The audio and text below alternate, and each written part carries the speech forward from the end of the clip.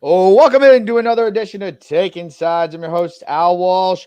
You can find me on Twitter at 14a.walsh. As always, joined alongside by Paulie Parlays. You can find him on Twitter at Game Day Facts. And we got a very special guest this evening, Anthony Cervino, where you can find him there on the Face Off Sports Network. Follow him on Twitter at The Real NFL Guru. You don't want to be following those fake NFL gurus. I waited for the clap. I did. Those who are watching this, it was funny because it looked like I was doing karate. Welcome, Anthony. Welcome. What's going on, guys? How are you? Nice to be back. Yes, indeed. If you guys will remember, we had Anthony on, I think, twice last season. Yeah. Although we were really only on the podcast tip there, so you didn't get to see Anthony's beautiful face, but now you do. With the gorgeous background out there, very official stuff. We need some of that stuff, Paulie. Aren't we getting that? Isn't that half the reason Anthony's here? Perhaps. I don't know, but I can't have that in the background with George walking around and doing all sorts of wild stuff. So you can't have what in the background? I have a backdrop. I just never use it. It looks like a child's closet, and it's like a string of balls, like it's a tennis ball and a basketball and a racket. Yeah, but you got to start somewhere, right? No. I mean, look, is this the worst background ever? Like it's a what's it called? It's like a TV thing. And I put the hats up there, like depending on my mood. Like that's the RotoWire for hey, I work there, yay, fun. and then that's Giants because we finally won a football game, which never happens. Yeah, I'm wearing a Tiki Barber jersey. That's right. That is amazing. Yeah, I feel I got the Flatiron building picture there in the background, and then my whiteboard. So maybe it looks like I do something important, but in reality, I just write commercials and emails. But that's fun. That's fun. Your door's open. I don't know if you do that. You could probably drape a jersey behind you in between. No, but he has a dog. So when the dog comes in, it'll there's 100% chance. Is George there tonight?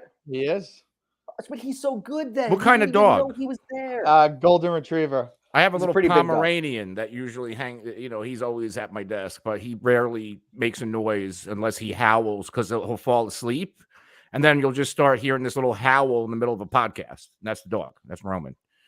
By the way, I linked up the StreamYard account to all my different, Twitter, Facebook, YouTube, or whatever. So if you guys want to share the show. Yeah. Did you throw it out there yet where I can? Yeah, you could. Yeah, you can. I can get us some fans. Wait, are you able to talk to them this week? I think so. Now that I'm linked up. You think so? I think so. All right. So as you're thinking so, why don't you tell Anthony, myself, anyone who happens to find us on Twitter how your week one was? Because it was amazing. Yeah. Amazing.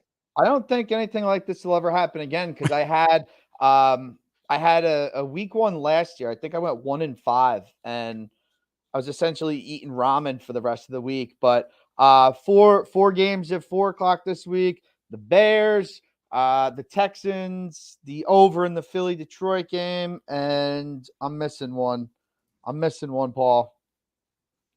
You gotta add us when you put this stuff on Twitter because I'm just liking because I searched your name.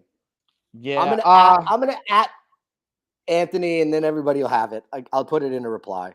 It's a little easier for the 4:00 because I swept the 4:00 slate and even took the Raiders at plus 5.5. Unfortunately, I did a parlay of all the teams at 4:00, but I was doing this at the bar, accidentally hit 4.5 on the Raiders there. So I lost the parlay there by the hook.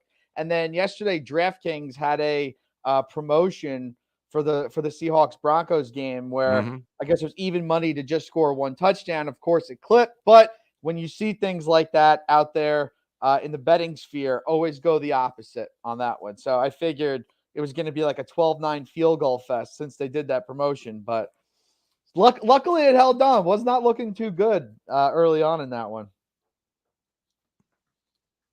Ant, how about yourself? What'd you do there in week one? Rough week one. I'm never very good in week one. There's so many unknowns. There's so many upsets going on. So with my best bets, I actually broke even in terms of units and went 4-3. Okay. All right. That'll work. Paul? Also breaking even with the unit. I mean, I'm the type of person. I lost $63. Yeah. And it was all on all I needed was the Broncos to win the game on Monday night, and I would have been net positive. Incredible. So yeah, it was a typical Pauly parlays. Instead of just taking the Bucks, which Anthony knows, that was like my best bet of the week. I'm like, they're going to kill the Cowboys. The Cowboys aren't good. It had nothing to do with Dak getting hurt. I was just how I felt about the game. The line was too small. The line should have been like 6. So right before the game, I'm like, oh, I'll bet Sunday night, and so I can get plus odds. I'll put it with the Broncos because there's no way they lose Russell Wilson's first game in Seattle. So, like $50, $60 parlay. There goes. I lost. Hey, that's my week. I went 8-8. I went 8-8 with the spread. I got two outright dogs, but it was just week 1 is always hard. We don't know what these teams are. Yeah, and honestly, that's why I try to keep it, with the the betting markets and seeing, last week we went over pretty much those situations in every single game. So we'll try to do the same here. However, we are recording on a Tuesday as opposed to a Friday last week. So although I don't know, I do feel like you're able to sort of see where the early money's going. These are usually the guys that are putting up the most dollars in the market. Not like $100 bettors or $150 bettors like myself waiting until Friday and the work check clears or whatever. But these guys that are putting the money in, they're setting the markets here. All right, let's get to the Thursday night matchup, and we get to talk about it this week since we're recording on a Tuesday. But we do have the Los Angeles Chargers at the Kansas City Chiefs. Chiefs, we're seeing 4.5 that they're favored by in the markets out there.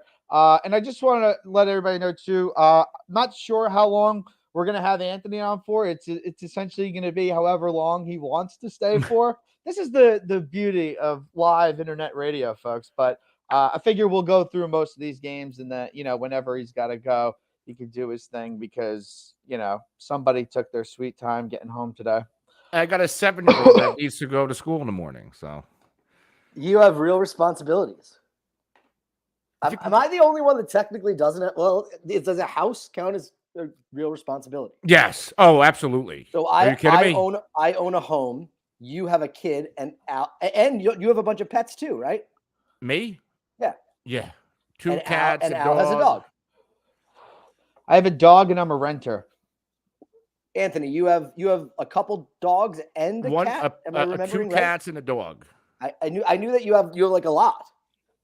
A what? Yeah. You have a lot. Like you have a lot of avid animals. animal person. Yes. Yeah. Love the animals. You and my dad would get along so well. So I want more. Dude, I got you. Want some cats? My father. Shout out Scotty Parlays. Currently is taking care of 3 cats inside that were from a mother that was like a stray cat. They left the mother outside. They couldn't catch her. She didn't get spayed or neutered, and then she had 5 more. So this weekend, I have to go to my parents' house. Happy anniversary, Linda and Scott. They're going away. I have to go feed 9 cats. Would you like God. any of them? Oh, that's all. I take care of the outside cats. I put food out. That's what they do. So there's 6 outside and 3 inside right now. I got a whole street of cats here in Bayonne if you want to take a couple off the town's hands. Ridiculous. My next door neighbors, they leave food out for them. They have like a whole bed set up in case it's ridiculous. That's my parents. My parents live down the block from you, and I didn't even know it. Come on, these are cats. Sorry, Ant. I know you're a cat guy.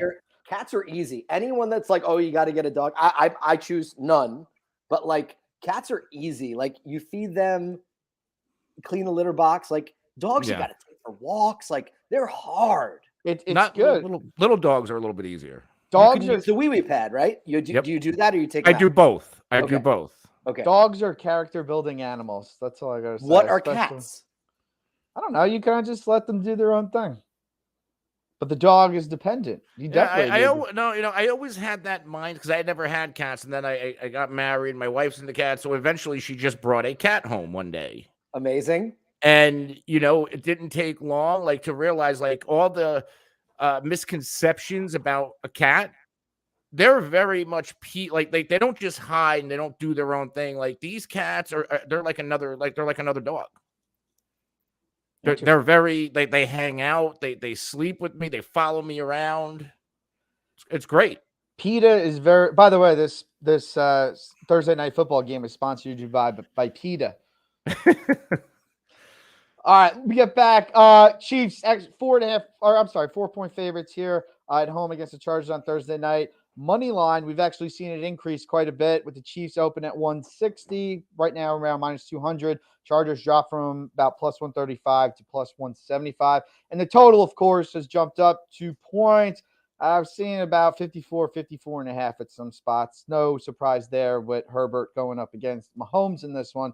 So I saw that Herbert, 10 touchdowns, 2 career interceptions in his games against the Chiefs in this one. I don't know. I think most of us are going Chiefs, though. We'll start it out with the newbie Ant this week. What do you like here?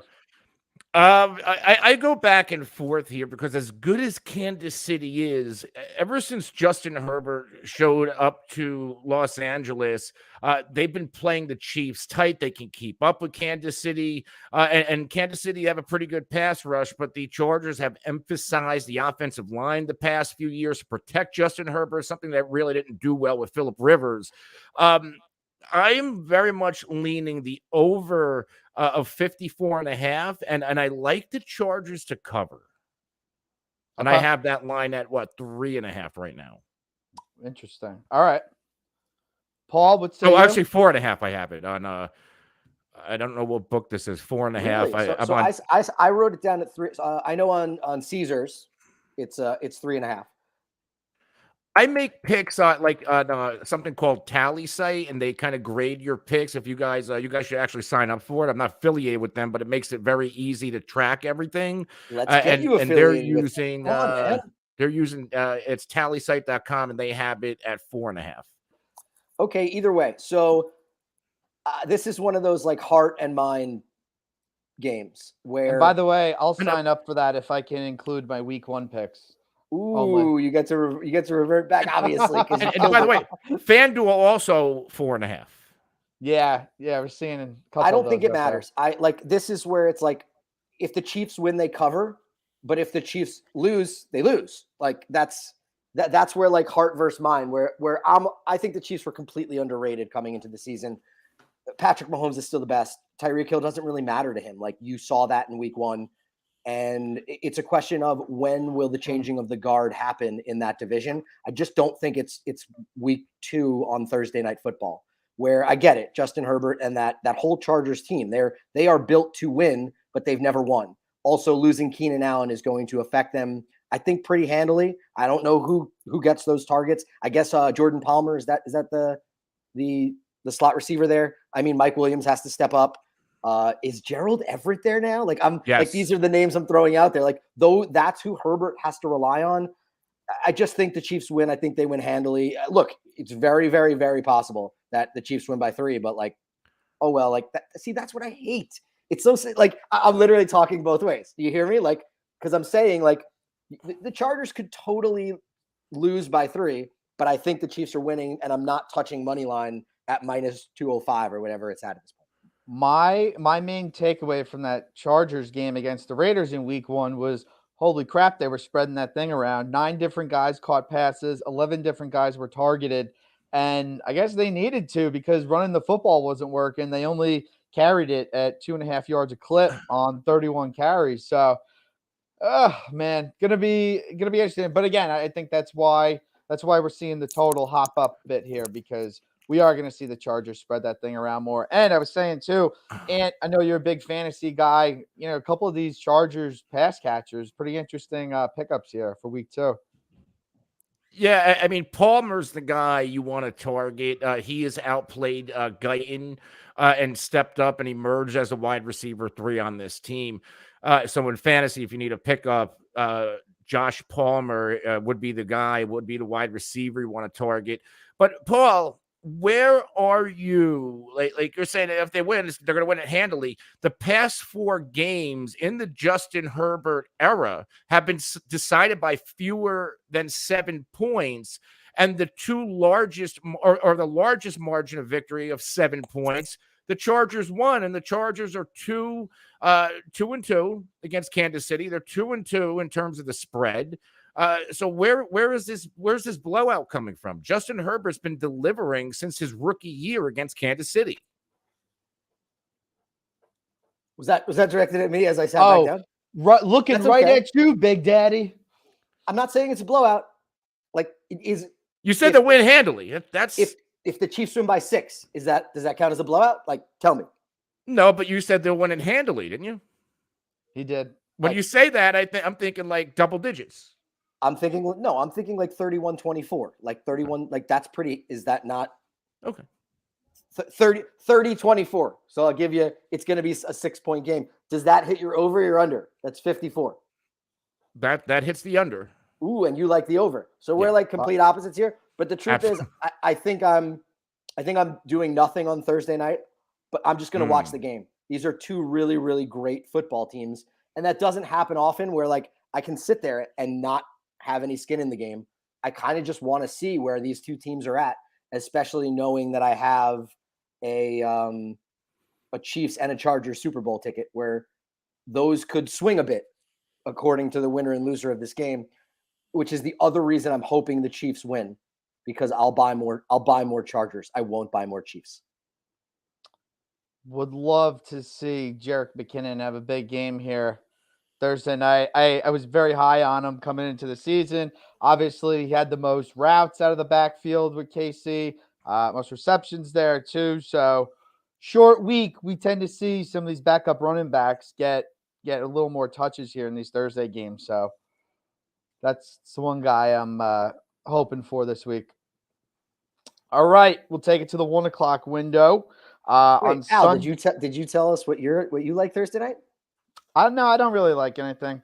I'm gonna be. So you made whoa, hold on. You made me make a pick that I went both ways on, and you don't pick. Just pick something. Pick something. Chiefs -4. Oh. Okay. So we're on one side. Anthony's on the other. I can't wait until Thursday at like midnight where we text and go, "You were right, Anthony." I feel like I have to be more of the moderator this evening on the 3-man panel. So we need your picks. You're hot. You're instantly hot. You're like what's it called? You're like the ramen noodles that take 3 minutes. You're instant noodles, or what are they called? Ramen noodles. But what's like? I wasn't going to call you instant coffee. That's weird. Cup of noodles. Not even coffee. You're like cup of noodles. I like good. I love soup. Soup is like a thing that I really, really like. And like ramen noodles, that cup is trash. Like cup of noodles is the worst. But every once in a while, it's just like, okay. Like it reminds me of when I was a kid. Yeah, but I definitely have the same exact thing you were saying. I think I'm probably going to sit this one out on Thursday night and just kind of watch it as a fan because, who needs that heart racing on Thursday night, just watch it, have a good time. All right. Speaking of having a good time, Buccaneers had a great time in their season opener there against the Cowboys. Sorry, Anthony. But now they got to go to New Orleans. What a schedule for the Bucs. They open in Dallas at New Orleans. Then they come home and host the Packers and the Chiefs. But obviously we'll get to those in coming weeks. Bucs 3-point favorites in this one. Total dropped pretty large in this one. Opened at 47. Now we're seeing it at 44. Also, the money lines on this game. Where did you go? Bucks opened at -177. We're seeing them currently at the best price of -144. Saints have gone from +145 to +130 in this one. Interesting to note here in this one, pretty much all three aspects that I just mentioned on the spread, the money line, and the total. You're seeing a huge difference of bets early to money spent. And a lot of that is going in favor of the Saints right now. Also, too, with the lot of money on the over for this one, of course, Brady Winston. I feel like people might figure you might get some points, but Tampa's offense has not done well against New Orleans here these last few seasons. So we're seeing that total at 44.5, but almost 90% of the money so far on the under in this one. Of course, I'm going to be a homer and go with the Bucs in this one, but where are you guys sitting at? We'll start with you, Paul. I'm just getting. I'm sorry. I'm half listening because I'm getting messages, where people are just taking snippets of what we're saying, literally quotes of idiotic things that I say. And I'm just getting texts that are just like, I love soup. like what? Paul would be a soup guy. I like the Saints +3. The Saints. Okay. I loved the Bucks last week. I love the Bucks on the season. I have their over 11.5 wins. So as long as they go 2-2 in the first 4 games, they should get there. There's nothing I don't like about the Bucks. You know, Julio Jones looks like Julio Jones again. We do need a Chris Godwin update. I'm assuming he's out for a bit, if not a long, long time. That just didn't look good. Playoff Lenny is showing up in the early season. Mike Evans is amazing, but seemingly the Saints are the only team that can beat Tom Brady in the regular season. Their defense is great. I'll take +3 because I think it's a field goal game. If it's 2.5, I'll take the Bucks. But the fact that it's 3, give me Saints +3. You know, if you look at the trends going back to 2018, the Saints have covered the spread in every game but one. If we go to the Tom Brady era in Tampa Bay, the Saints are 4-1. I think the only loss came in the postseason. So the Saints own Tom Brady. And my question is it Sean Payton or is it Dennis Allen, the new head coach, formerly defensive coordinator? Because my initial reaction, it's Sean Payton. But if you look at what this New Orleans defense under Allen, they get to Brady, they stifle Brady, going, 9-0, 36-27, 30-20, 38-3. 34-23. It's like look at these scores, and it's not just Drew Brees, like Jameis Winston and Taysom Hill. All these guys were also involved. So I think there's something here. Tom Brady in the regular season against New Orleans. I hate to bet against Tom Brady, but this offensive line is going to be an issue. And what do the Saints do really well? They can pressure. And how do you get to Brady? You pressure him up the middle. And the 3 offensive linemen that took the 3 offensive line positions that took the hits this offseason, Ryan Jensen, the center, done for the year. Ali Marpet, retired, and Alex Kappa is now blocking for Joe Burrow. And I think they even got banged up at one of the tackle positions against Dallas on Sunday night. I also will take the Saints to cover in this game. Yeah. After hearing you guys talk, I kind of have to take a step back from the homer seat and just be like, okay, maybe the Bucks aren't the smart play in this one. I think, if you get to 2.5 in this game, okay, we can have a discussion about that, but +3. And I think, we are going to see the line probably wind up -2, -2.5 for the Bucks, somewhere around there. But the smart play to go in this one is certainly New Orleans. Yeah, but again, if you're playing for the tie, just don't bet it.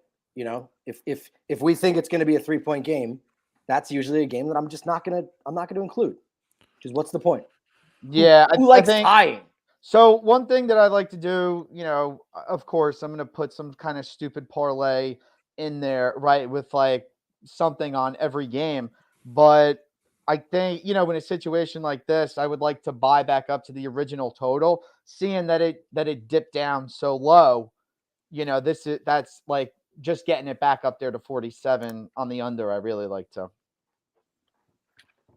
You're going to steal my notepad worth of picks. And, I get honestly make some parlays.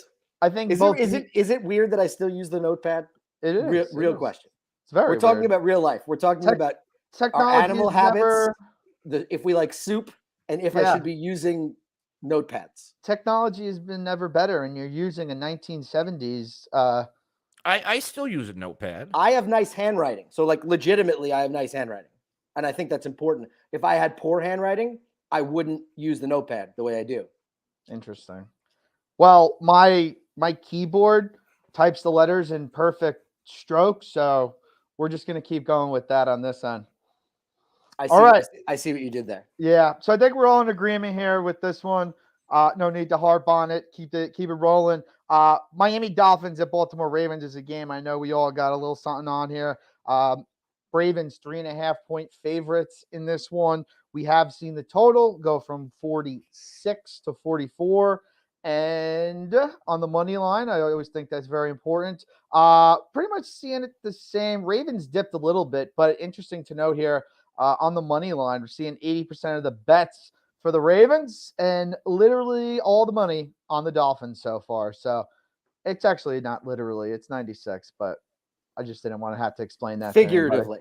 Yeah, sure. So I guess I'll start on this one, but I kind of like the Dolphins in this one. And I guess seeing the opening line of 4 there kind of, took me by surprise.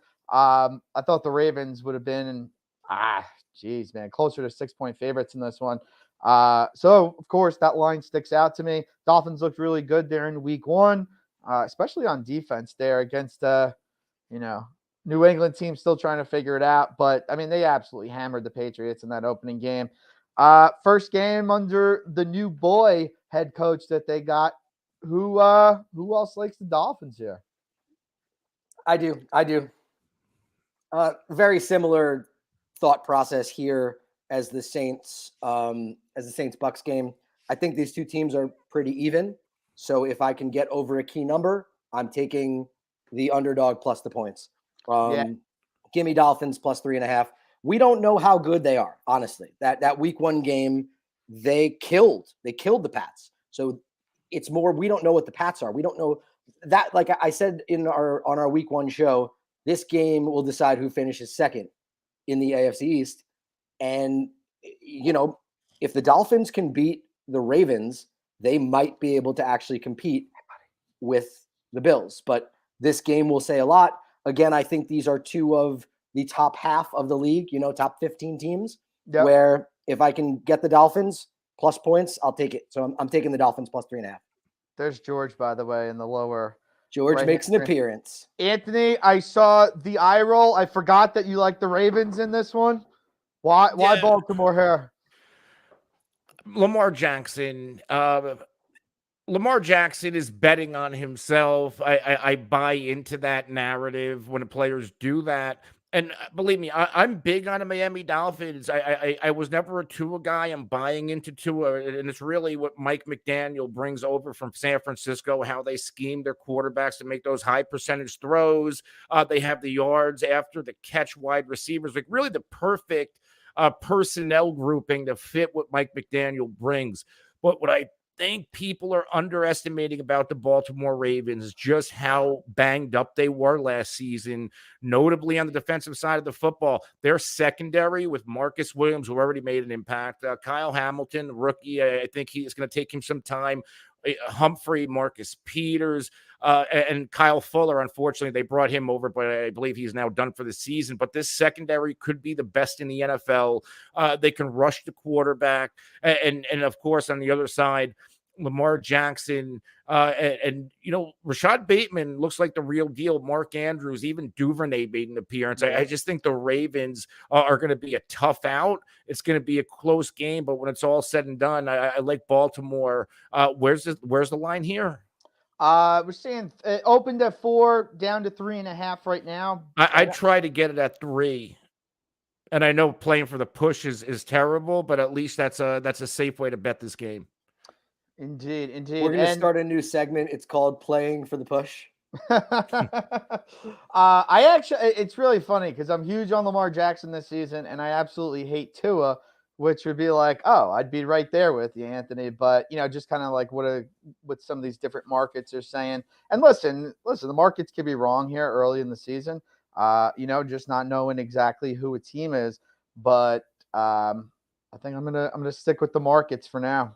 I think Miami is actually one that I'm going to put in. I also, just looking at the total drop in immediately here too, I think that kind of lends itself to having a closer game. If that's the case, we're going to see 21-24 or 24-21, 2017, something along those lines. That could be. And then, of course, we got to check the weather. We're outdoors for this one, baby. So we'll see how that goes throughout the week. All right. One of the more intriguing games this week, Indianapolis Colts, 4-point favorites at the Jacksonville Jaguars. Seen the total shoot up a little bit here, 45.5 to 47. Looking at the money lines, I know the Colts dropped a little bit. 210 to minus 195. Jags staying there the same at plus 170 is the best number to get. 4.5 where we open here for the Colts, down to 4 slightly here. Paul, I'll go with you. I think we have a take a side on this matchup here. Who were you going with? Well, let's give you the love that you deserve. After your epic week 1, you have the lead in take a side. You are up 2-1. I love that we're at 2-1. Like, come on, you were up by 1 point after 1 week, but this is your first lead in 2 years, which is absurd. Like, you're good at picking games. I think I just make you pick the wrong ones. Oh, you do. It's like, well, a lot of the time, I know the show is called Taking Sides, but sometimes there's just weeks where we agree on everything. And so, congratulations. Then it's like you have to. You wanted the bet this year was you have to just win week 1, right? Nah. I know. Okay, so anyway, I love the Colts. I think I hate what happened in week 1. I lost a survivor pick on it on a tie, which is just the worst thing ever. I think that they're still going to win the division is the way that I look at it, and they cannot start 0-1-1. I mean, they can, but starting 0-1-1 to win that division is just not the way things will or should go. I was really low on the Titans, which is why I'm also annoyed that that's another way that I lost a survivor pick this week, betting against the Giants, yet I'm wearing the jersey. But I have the over on the Colts on the season. I have them to win the division as well. And I just can't see them losing this game. I don't think the Jaguars are very good.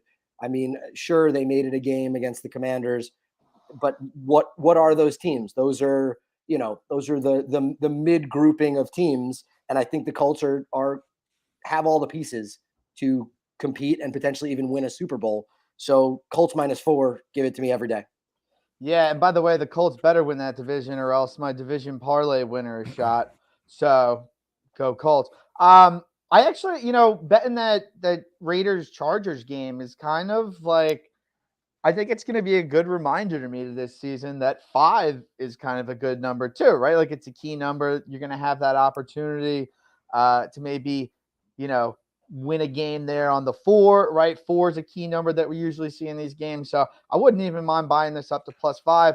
Right now, about 2/3 of the bets are on Colts with the spread, which is unsurprising, but we're seeing about 85% of the money coming in on the Jags at this one. So I do like those numbers there, but I think I'll probably even push up to 5. You say the number 5, and the 5 is significant because in the past 5 years, the Indianapolis Colts have not beaten the Jacksonville Jaguars in Jacksonville. If you go back 1, 2, 3, 4, 5, the past 5 games overall, the Jacksonville Jaguars have covered the spread. So we're looking at the Colts have not been able to beat the Jacksonville in Jacksonville. Past 5 games overall, the Jacksonville Jaguars have covered, and these have been some terrible Jaguars teams. I like the Jaguars this week. I don't know if I'm going to how much I'm going to put on Jacksonville to cover, but I'm kind of feeling that there's I don't know, like there's some bad juju here, especially if you go back to the last year's season finale with the playoffs on the line, and blame it on Carson Wentz all you want. This entire Indianapolis Colts team imploded when it mattered the most. So I'll take the Jacksonville. I'm going to ride the trend and take Jacksonville to cover the spread. Ooh, I don't want to go all out and say they'll win the damn game, because eventually this streak is going to snap where the Colts can't win in Jacksonville. But I do believe Jacksonville is going to play close. It's really funny. Like, there were so many teams that I bet on this week where I was just like, sitting in the corner with the rosary, like, oh my God, the Texans, like, this is not going to be fun to bet on. The Bears, this is not going to be fun to bet on. But sometimes the markets speak to you, and you're absolutely right. There is some bad juju going on here.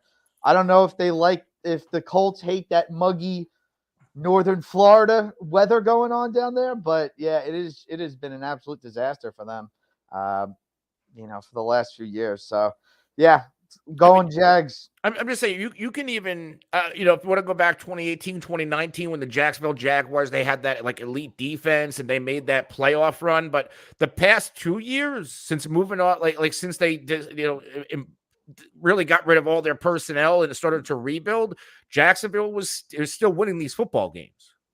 Yeah, for sure. I think there's one key thing, and it's too early in the week for us to have an answer. Shaquille Leonard, formerly known as Darius Leonard, when he comes back, the Colts are a different team. They're saying there's a chance he plays this week. Okay. If he does, I think the Colts win easy. Also, a difference in the last 5 years. Tell me if you agree or disagree with this, guys. I think Matt Ryan is the best quarterback the Colts have had in the last 5 years. Absolutely. Yeah. Right. And I think that will potentially make a difference. That's why I'm on the I'm big on the Colts in general. I just can't get a hold of like Trevor Lawrence being good because I don't think he is, and he's super important. But look, James Robinson looked awesome last week. He really did. You know, Trevor Lawrence did a commercial in Bayonne this year. Really? Oh, for what? Some like Bayonne car dealership? That's the sponsorship he's getting? Yeah. Russell's Auto Body. Come on and mention the name Trevor. Get a 15% discount. No, Adidas, I believe. Oh, cool. Okay. We actually have a very state-of-the-art high school here, so they do a lot of filming, like pretty popular stuff there. So, all right, nobody cares about Bayonne. Let's go to the Washington Commanders at the Detroit Lions. Lions 2-point favorites in this one. Total skyrocketing from 44.5 all the way up to 49.5 on this one. I know Ant's a big proponent of this one, but I just want to mention the money lines in this one. Panthers wrong game.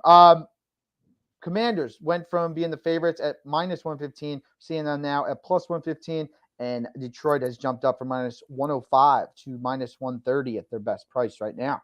So, Ant, I know you like the Lions in this one. What's the reason here? Carson Wentz 0-2 in his career against the Detroit Lions, but that's not the only reason, obviously. Like, this is a different Detroit Lions team. I get it. There's a lot of hype coming off of Hard Knocks and all the Dan Campbell and Jamal Williams hype speeches. But if you break down this personnel, now the defense is still a mess. It's still a work in progress under Aaron Glenn. But if you look at the offensive line, if this unit can stay healthy, they could be the #1 offensive line in the NFL, or at least a top 5 unit at worst when everybody's on the field. No Chase Young for the Washington Commanders, which is going to be huge. How you're going to pressure Jared Goff up the middle. They still have a nice front seven, but Chase Young is that difference maker.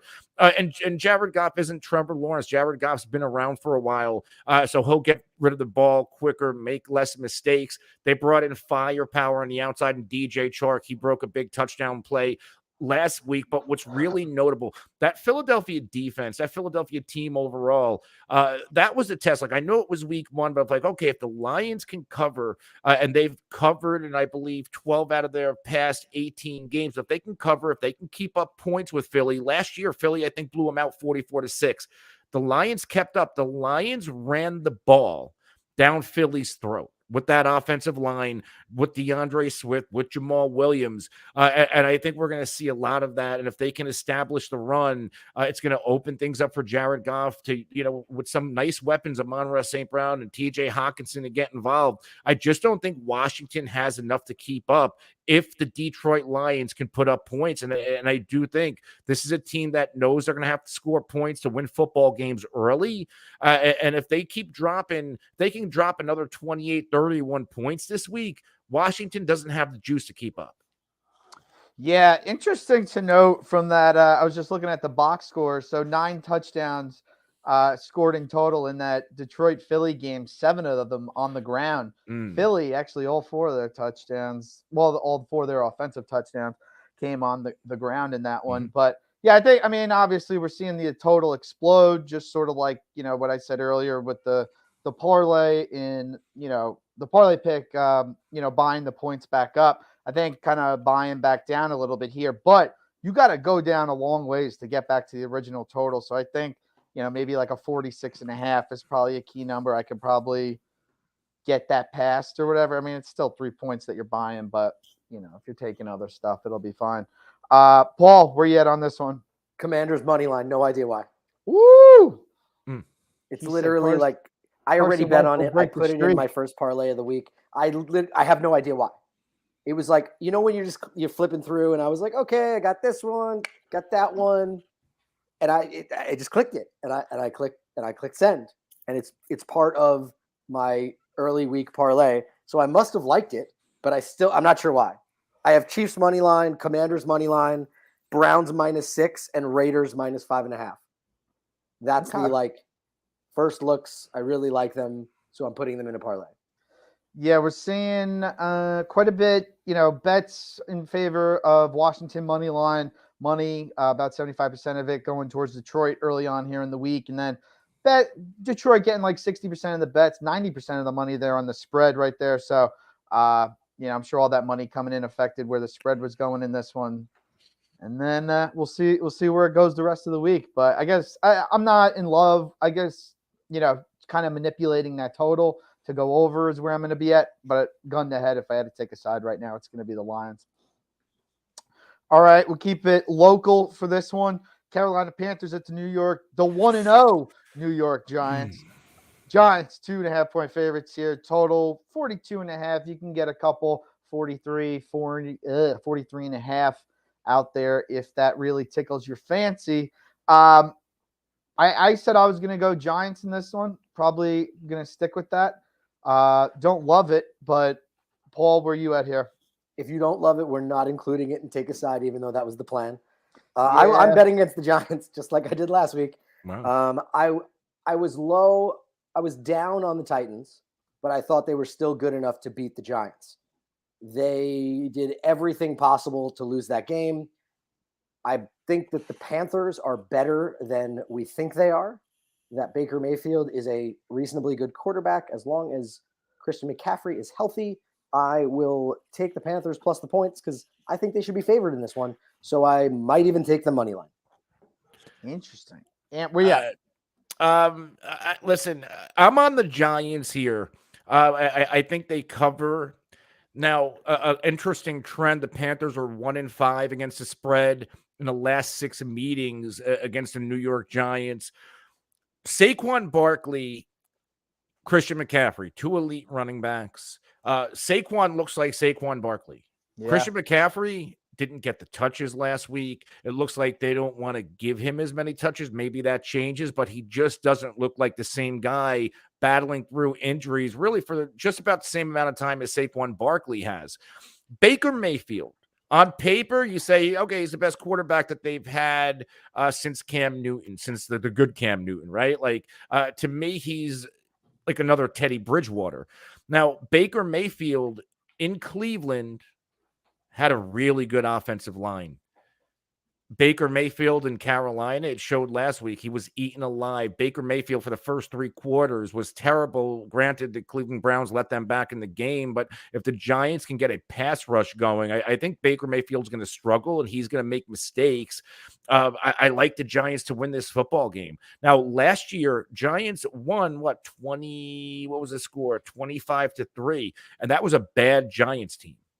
This is a much improved Giants team, much improved head coach. I believe the superior head coach is Brian Daboll over Matt Rule. Matt Rule, and I think some offshore books, you can bet on the first head coach to be fired. He's been the offseason favorite, and I think he will be the first head coach fired, and it could be sooner rather than later. I'm completely out on the Carolina Panthers.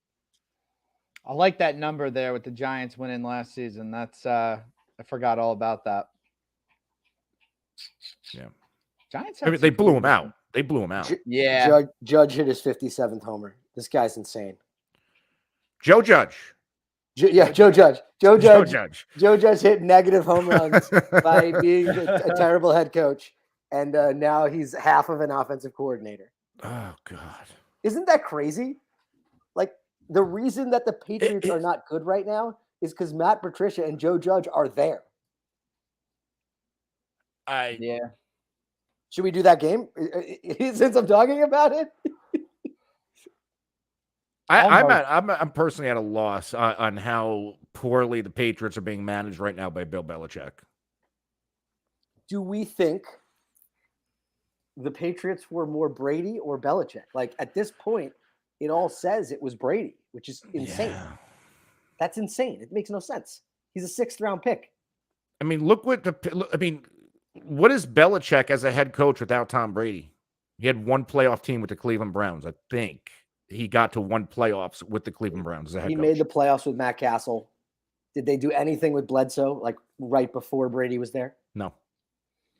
They made their runs with Bledsoe under Parcells, I believe.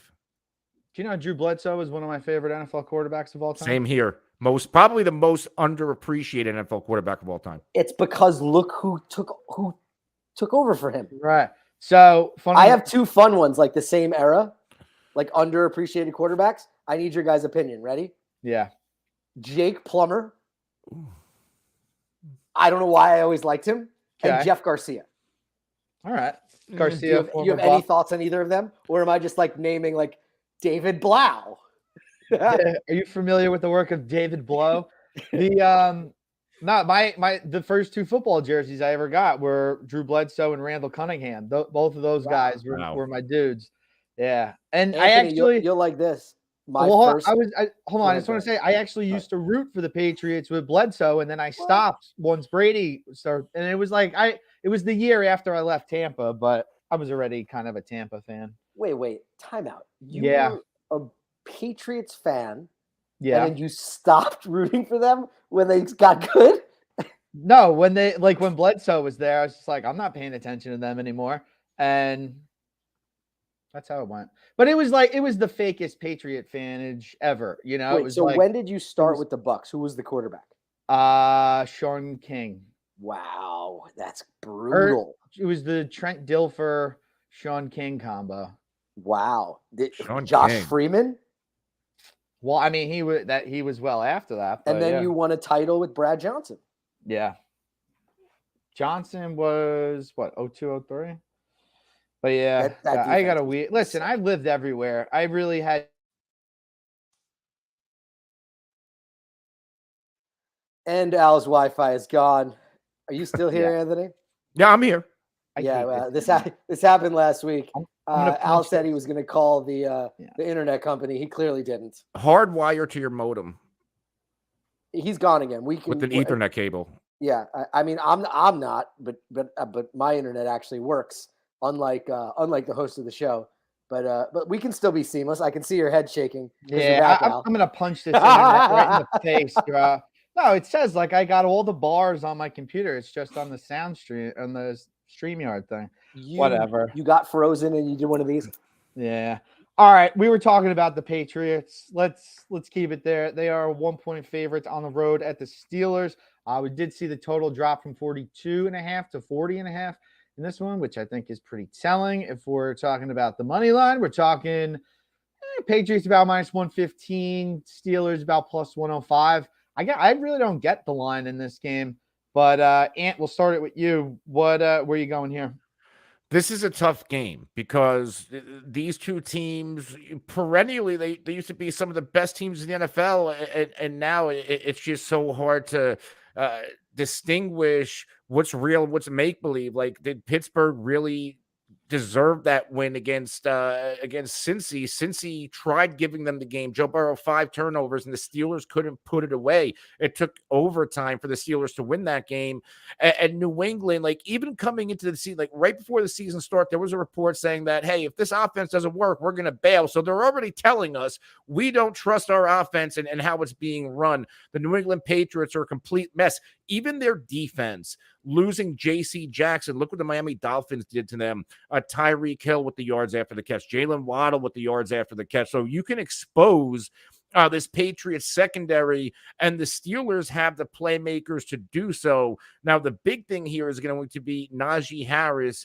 His coming off his 3rd Liz Frank injury since 2018. It looks like Harris is going to play this week, but is it going to be one of those situations where he's limited?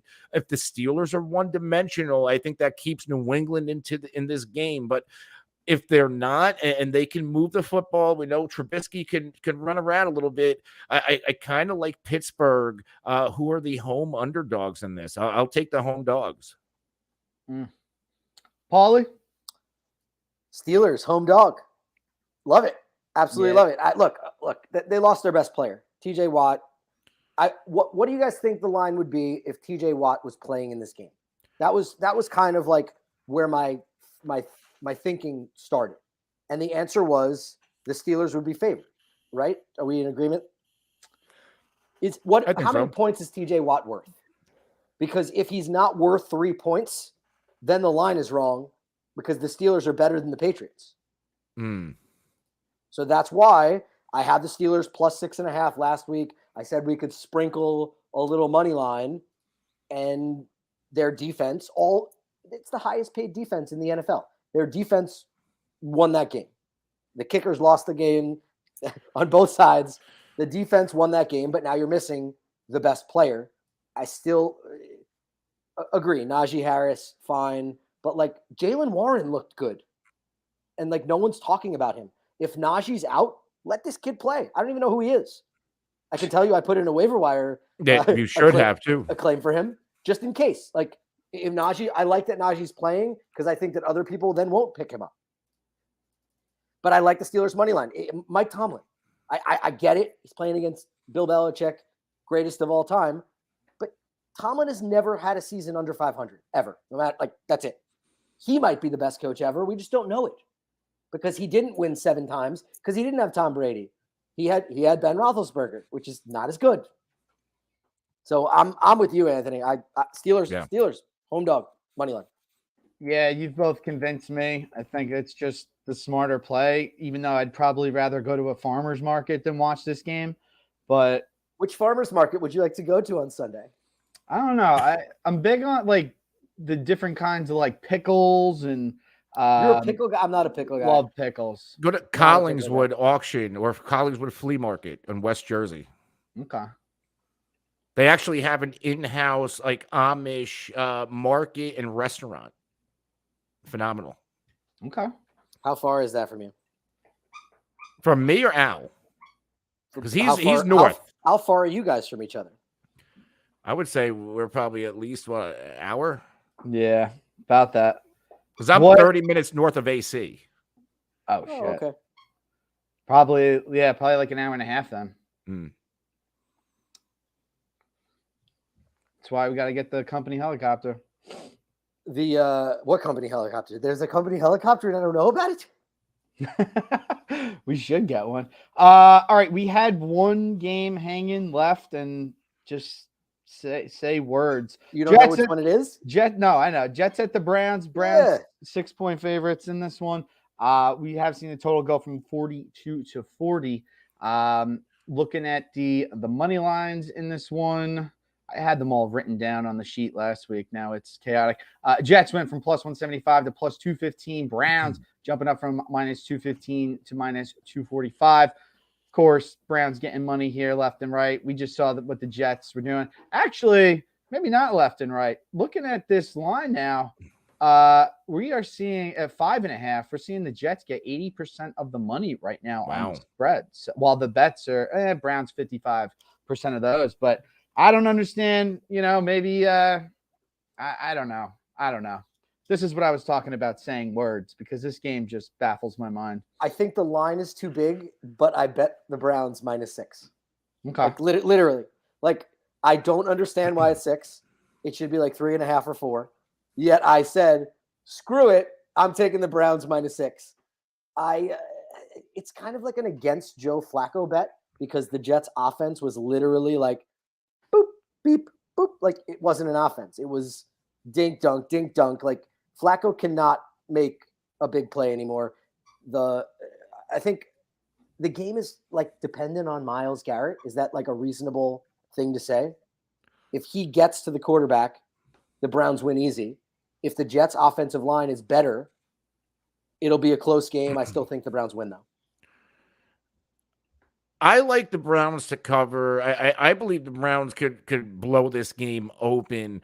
Not only, if it's Joe Flacco, because Zach Wilson's not ready, we could see Mike White, who kind of moved the football last year.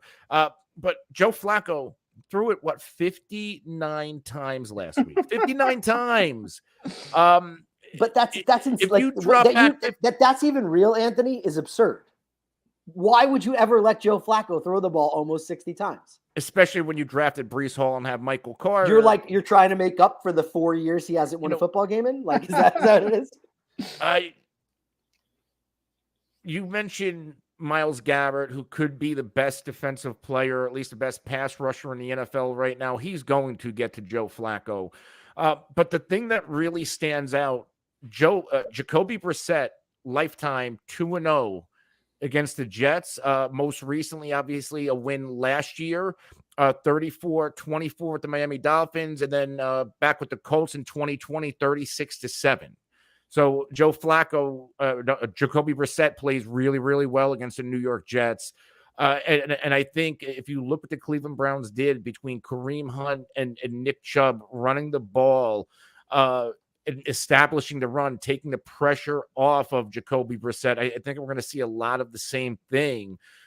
So I would back the under in the Cleveland Browns here. All right.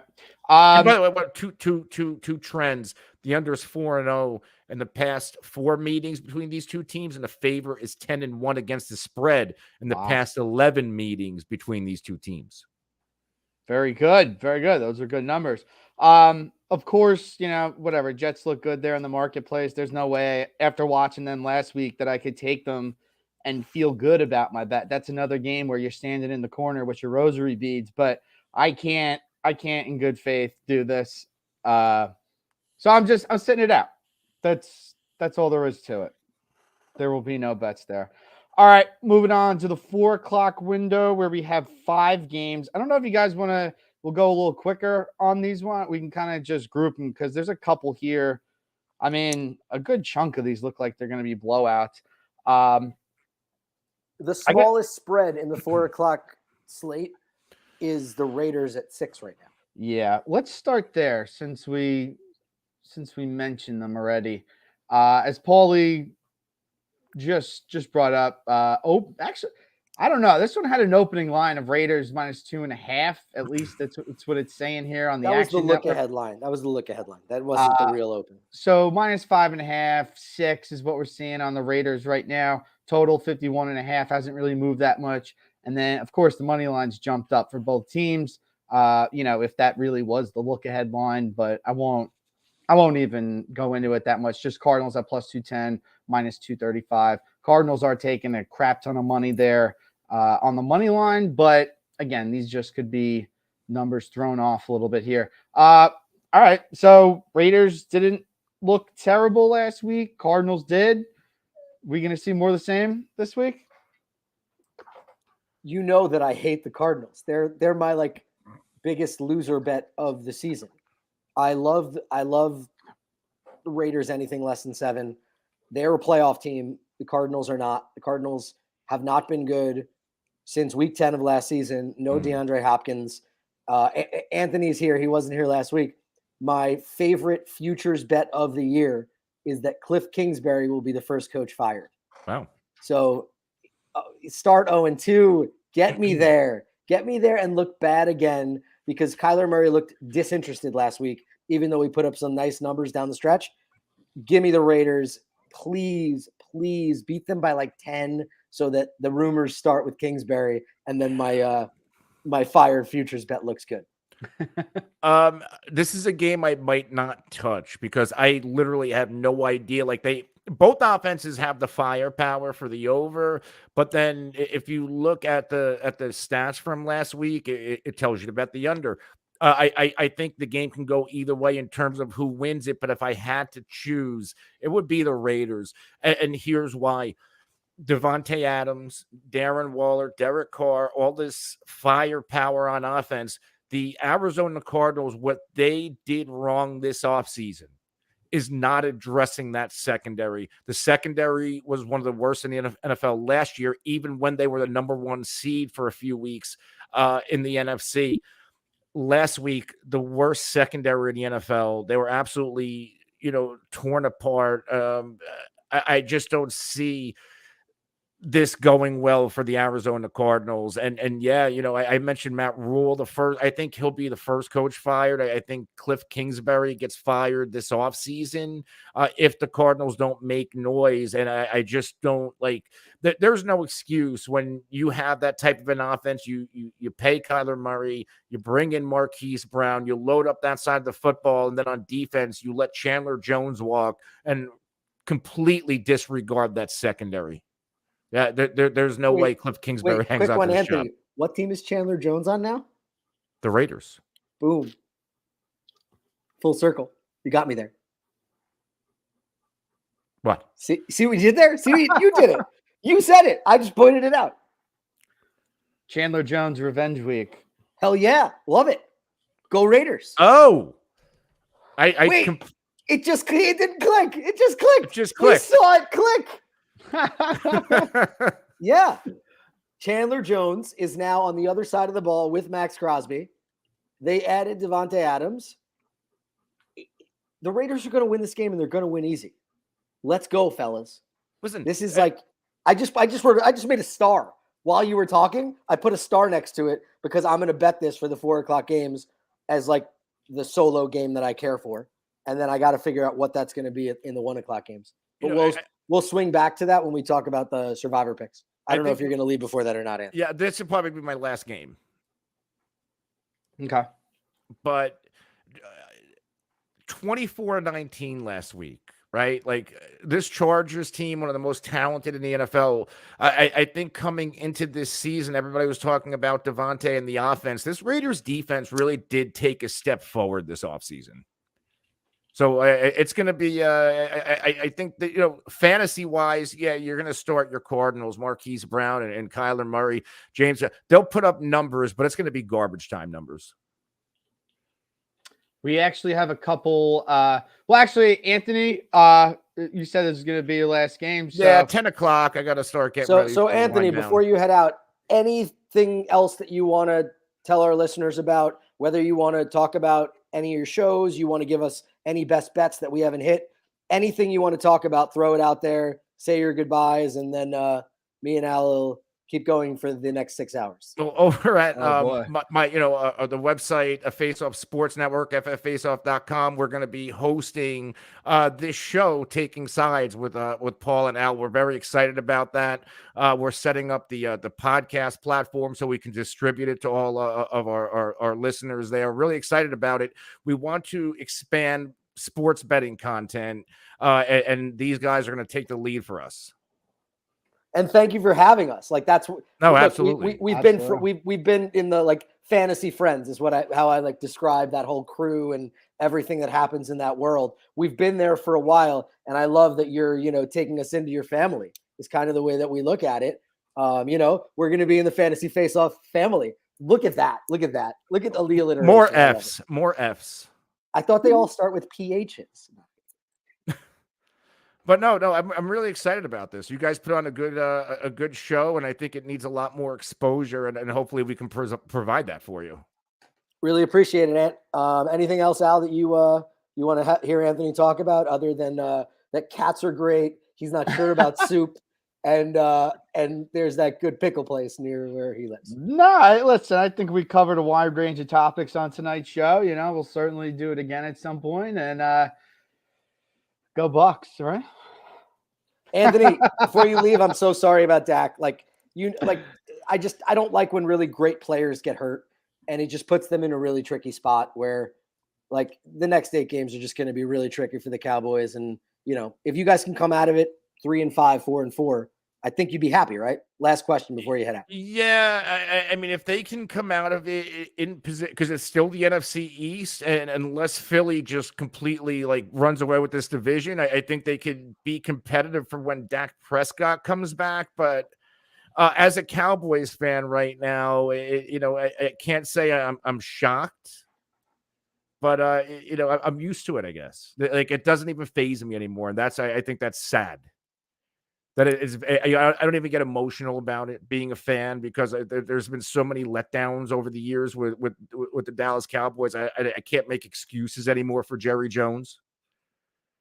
the way I say the Cardinals mismanaged their offseason with their secondary. I said, how do you not let all these players walk or move off of their contracts and not try to replace them?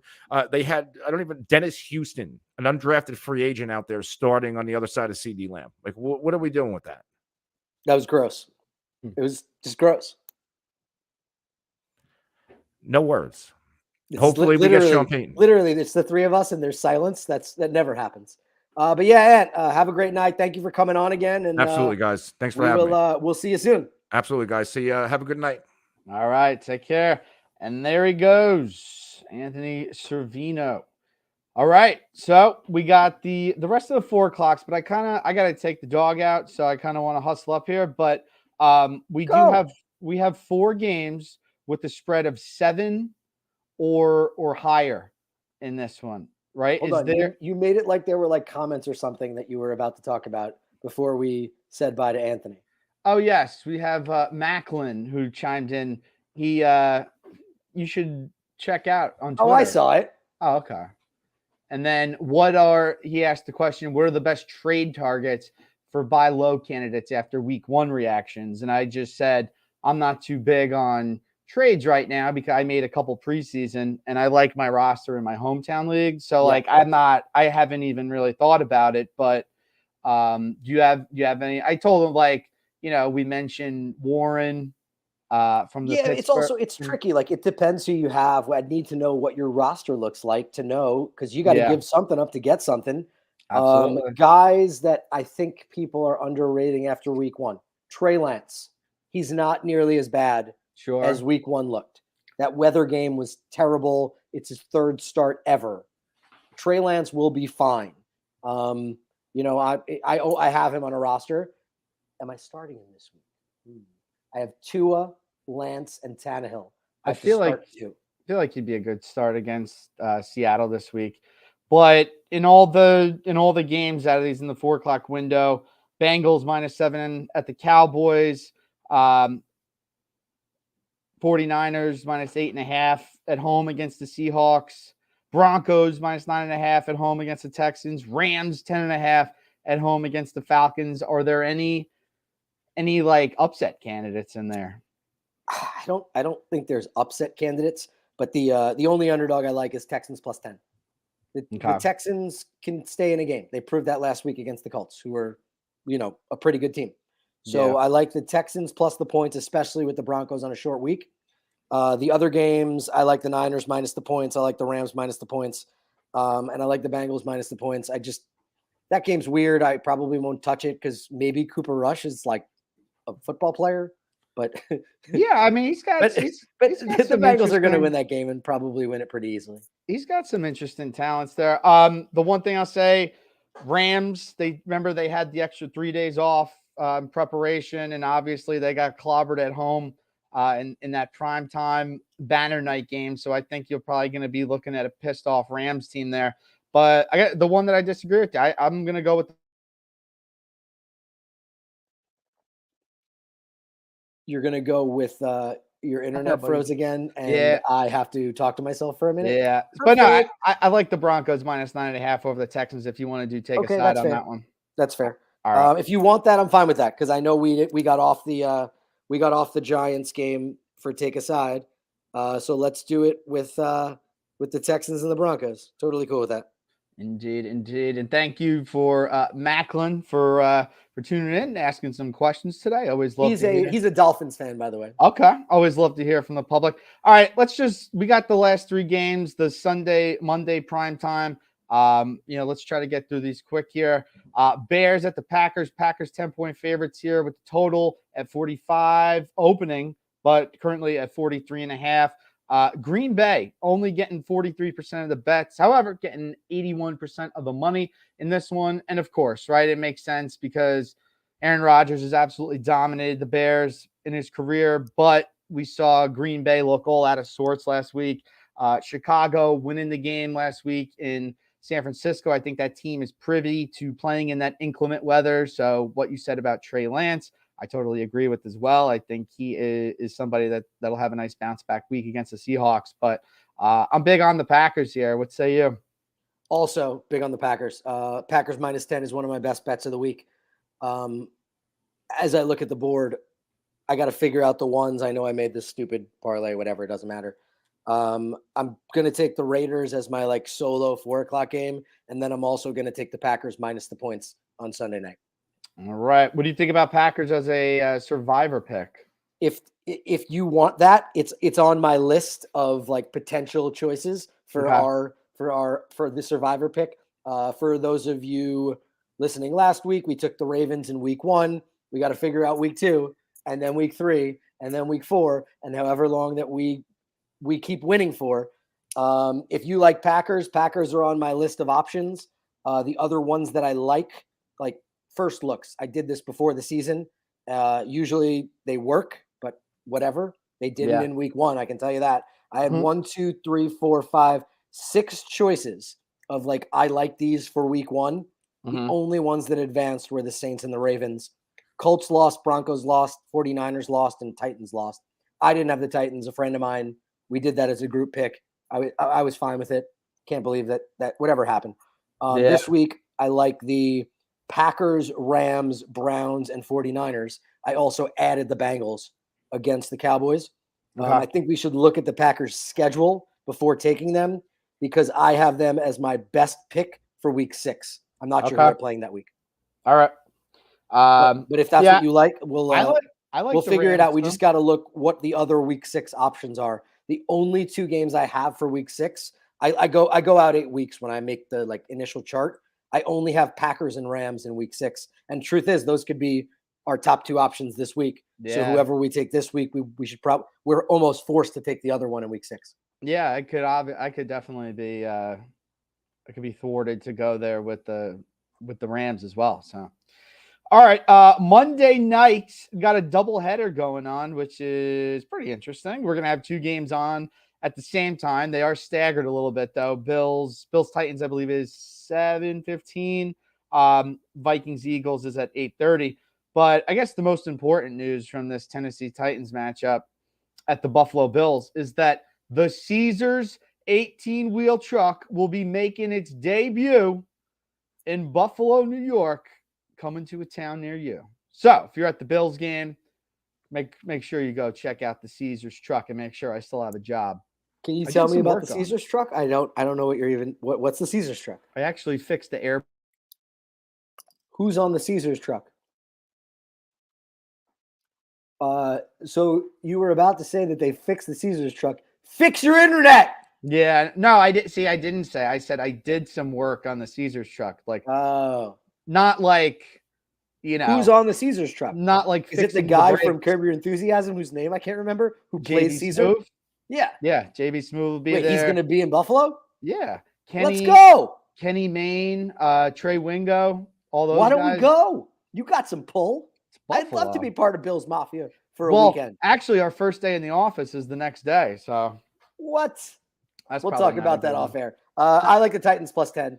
I just think it's too much. I get it. The Bills are the best team in football. The Bills are going to win the Super Bowl. You heard it here for the 11th time. But I just think it's too many points. The Titans slow the game down too much. So I think it's going to be more of a 6, 7, 8 point win than it's going to be a 10-point win. Titans have actually done pretty well. If I'm not mistaken, I think they won the last 2 seasons, the regular season against the Bills. I got to go check that out. But I know that they put a thumping on them last year. I think it was, I don't know. Whenever you're talking, I'll take a look. But I actually like the Bills in this one. Going to have a little bit of inclement weather, looking like a 60% chance of rain in this one. But I think, if anything, that just thwarts the Titans' passing attack. They didn't look that great against the Giants, and I don't like their outlook as a whole on the season. But give me the Bills in this one. Again, what? They're going to have 11 – how many days off are they going to have between games? A lot, yeah. 11?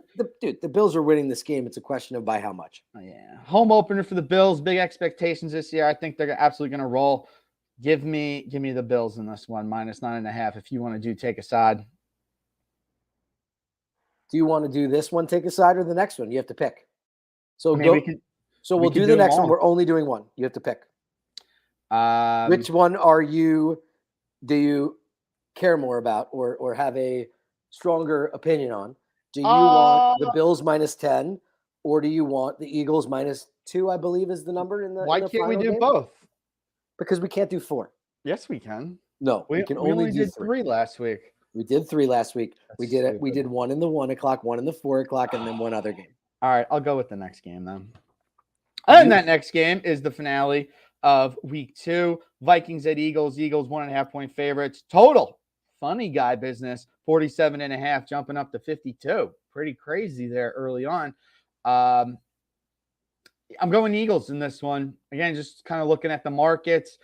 Something that worked very well for me last week.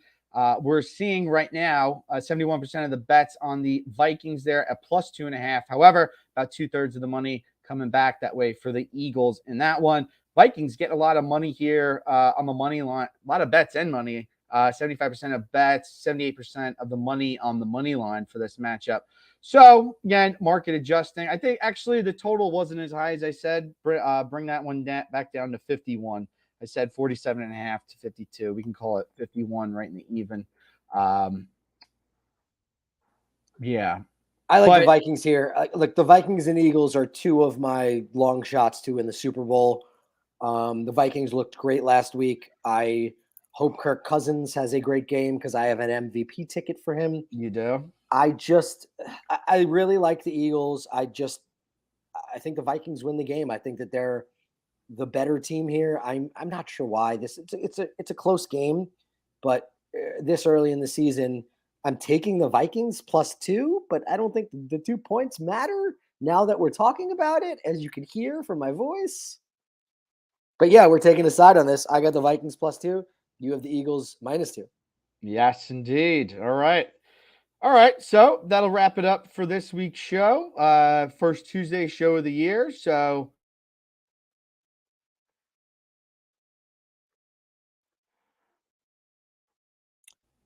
and we're gonna try to fix Al's internet. No, I swear to God, as soon as I get back from walking the dog, I'm ordering an 800-foot Wi-Fi cord. Do whatever you need to, my friend. Is there anything else that we might have missed this week? That I know it's early in the week. Yeah, help me figure out what game do I want to care about in the 1 o'clock slate, and then we'll sign off because I have no clue. Or maybe I'll just enjoy the 1 o'clock slate. But I'm just like looking here. I'm like, no. I could bet against the Giants. Would that be fun? Should it be the Panthers or should it be the Steelers against the Pats? I think that one. I think the Steelers against the Pats. Take the Steelers as a home dog, even though they're missing their best player. That's right. That sounds like something an idiot would do. So I think the Steelers have more than enough people to make up for that against the Patriots, right? So Steelers have a pretty tough schedule this year, so I think that they got to kind of stack their wins up where they can get them, and there's not going to be a lot of opportunities at other points in the season. So I'd have to go with the Steelers there. All right, thank you for the advice. I appreciate it. And also, since we recorded so early in the week, just throw us your questions on Twitter. Me at 14a.walsh, Paul at Game Day Facts, and be able to answer them. So that's going to do it for tonight. Me, Paul, and the internet. We are signing off. Peace.